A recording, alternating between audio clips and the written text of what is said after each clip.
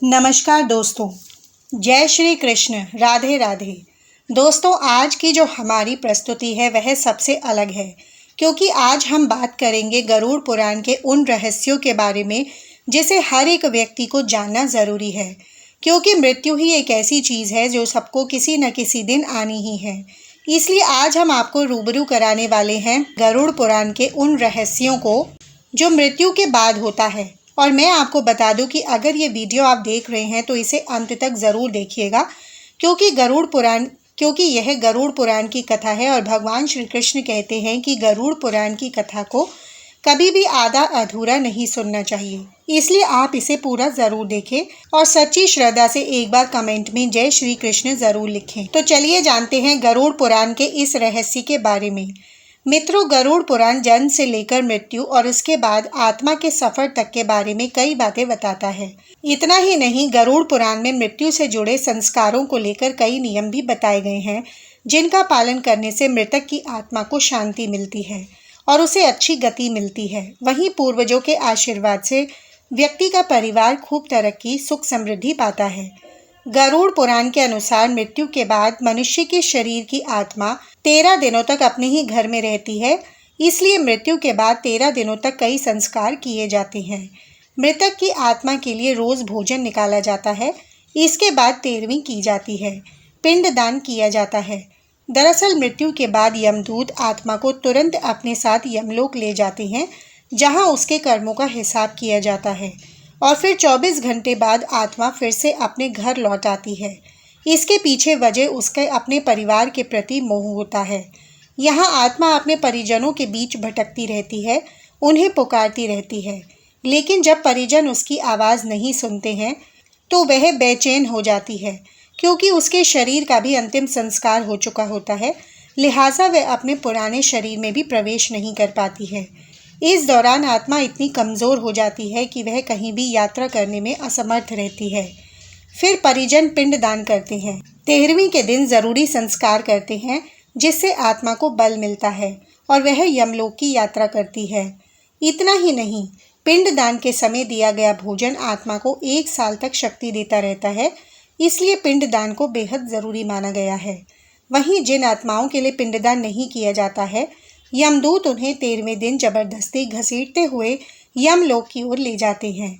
इससे मृतक व्यक्ति की आत्मा को बेहद कष्ट उठाने पड़ते हैं।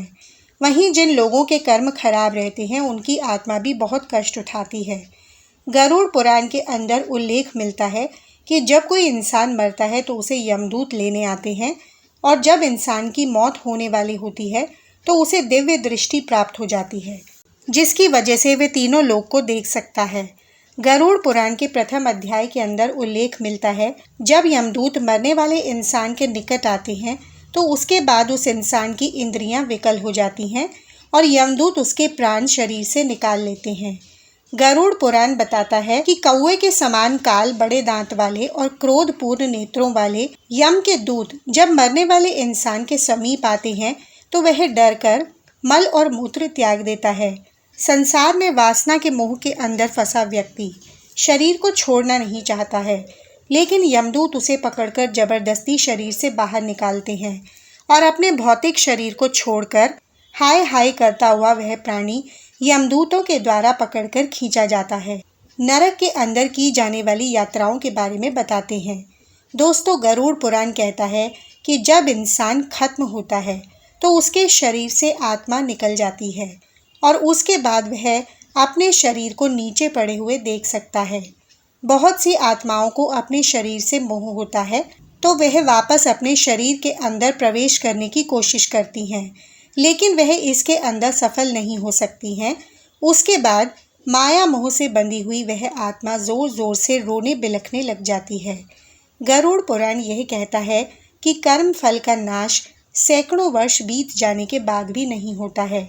यदि आत्मा को पिंडदान नहीं किया जाएगा तो उसका प्रेत शरीर कैसे बनेगा, और यदि शरीर ही नहीं बनेगा तो वह कर्म फल कैसे भोगेगा, और जब कर्म फल ही नहीं भोग पाएगा तो उसको मनुष्य जीवन नहीं मिल पाएगा और दुखी होकर इस संसार में भटकता फिरेगा। कहने का मतलब है कि मरने के बाद 12 दिन तक प्रेत घर में रहता है और उसके बाद उसे एक टेम्परेरी शरीर प्राप्त हो जाता है और उस शरीर को लेकर वह 13वें दिन यम द्वार के अंदर चला जाता है। और यदि उस जीव ने अच्छे कर्म किए हैं तो वह आसानी से इस मार्ग को पार कर सकता है, और यदि उसने अच्छे कर्म नहीं किए तो इस मार्ग में उसे बहुत पीड़ा का सामना करना पड़ता है। पहले दिन जो पिंडदान होता है उससे सर बनता है। पहले दिन जो पिंडदान होता है उससे सर बनता है, और दूसरे पिंडदान से गर्दन और कंधे, तीसरे पिंडदान से दिल बनता है, चौथे पिंडदान से पीठ, पांचवें से नाभि, छठे और सातवें से काठी और गुदा पैदा होते हैं, आठवें से जांघें और नवें से पैर बनते हैं। इन सब के अलावा 10वें पिंडदान से प्रेत की भूख और प्यास दोनों जाग जाती हैं। उसके बाद प्रेत 11वें और 12वें पिंडदान से भोजन करता है और 13वें दिन घर से यमदूतों के साथ चल पड़ता है। यमपुरी को जाने के लिए आत्मा को रास्ते के अंदर आने वाले 16 पुरों को पार करना पड़ता है। इस दौरान यदि वह जीव पापी है तो उसे बहुत अधिक यातनाओं का सामना करना पड़ता है, लेकिन यदि वह जीव पापी नहीं है तो उसे यातनाओं का सामना नहीं करना पड़ता है। इन सब के अलावा जब आत्मा यमलोक में पहुंच जाती है उसके बाद उसे यह टेम्परेरी शरीर को छोड़ देना होता है। ऐसा गरुड़ पुराण के अंदर उल्लेख मिलता है। दोस्तों, जो लोग अचानक से किसी एक्सीडेंट या किसी वजह से मरते हैं उनको यह एहसास नहीं होता है कि वह मर चुके हैं। जब इंसान इस तरह मर जाता है तो अचानक से आत्मा उसके शरीर से अलग हो जाती है और वह खुद को बहुत हल्का महसूस करते हैं। ऐसी स्थिति के अंदर जब आत्मा अपने शरीर को सामने पड़ा हुआ देखते हैं तो उसके बाद उसको यह एहसास हो जाता है कि वह मर चुके हैं। इन सब के अलावा मरे हुए इंसान को बहुत ही अलग फील होता है, जैसे कि उसके सारे रोग ही कट गए हैं और वह खुद को अजीब सा महसूस करता है। दोस्तों, ये तो आप जान ही चुके हैं कि मरने के बाद आत्मा 12 दिनों तक घर में रहती है, लेकिन क्या आपको पता है कि कुछ पापी आत्माएं इन 12 दिन के अंदर ही अपने घर वालों को परेशान करने लग जाती हैं। हमारी नानी बताती हैं कि उनके यहाँ पर एक व्यक्ति की मौत हुई थी। मौत के 3 दिन बाद ही वह इंसान प्रेत बन गया और घर के लोगों को परेशान करने लगा। दोस्तों, उसके बाद घर वालों ने जैसे तैसे 12 दिन बीते और फिर उस आत्मा को किसी तांत्रिक को बुलाकर जब्त करवाया। हालांकि सारे लोग एक जैसे नहीं होते, कुछ लोग घोर पापी होते हैं और इसी वजह से वे मरने के बाद प्रेत बन जाते हैं। दोस्तों, जैसा कि गरुड़ पुराण के अंदर लिखा हुआ है कि किसी इंसान के मरने के बाद रोना नहीं चाहिए।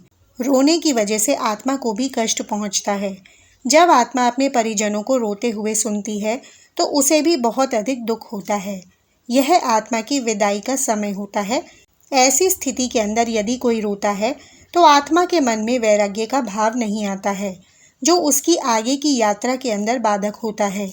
जब आत्मा अपने प्रियजनों को रोदन करते देखती हैं तो वह भी जोर जोर से चिल्लाती हैं कि वह मरी नहीं है, मरा तो केवल उसका शरीर है, मरा तो केवल उसका शरीर है। हालांकि उसकी बात को कोई नहीं सुनता है क्योंकि उसे कोई देख नहीं पाता है। हिंदू धर्म ग्रंथों की माने इंसान के जन्म लेने के मकसद को कभी नहीं भूलना चाहिए। आज हम जिस संसार के अंदर रह रहे हैं वह एक माया जाल है और यहाँ पर हम सब कुछ समय के लिए आए हैं, अच्छे कर्म करने के लिए आए हैं। ये हमारा घर नहीं है। बहुत से लोग यही समझते हैं कि यह संसार ही उनका घर है और वे इस संसार से और घर परिवार से जुड़ जाते हैं और उसके बाद पाप कर्म करते हैं। मौत के बाद उनके घर वाले उनका छोटा सा काम भी नहीं कर पाते हैं और वह इंसान जिंदा रहते हुए अपने घर परिवार वालों का पोषण करता है, उनके लिए कुकर्म करता है। इन कुकर्मों की सजा केवल उसी को मिलती है जो यह पाप करता है। यदि आप अपने घर वालों को सुखी रखने के लिए चोरी करते हैं या कोई और गलत काम करते हैं तो उसकी सज़ा आपको मिलेगी, लेकिन यदि आप सच में अपने परिवार का भला चाहते हैं तो उन्हें जितना हो सके अच्छा बनाने की कोशिश करें। उनके मन, कर्म और वचन के अंदर जो बुराइयां हैं उन सबको खत्म करने की कोशिश कीजिए ताकि उनका सच्चा सुख मिल सके।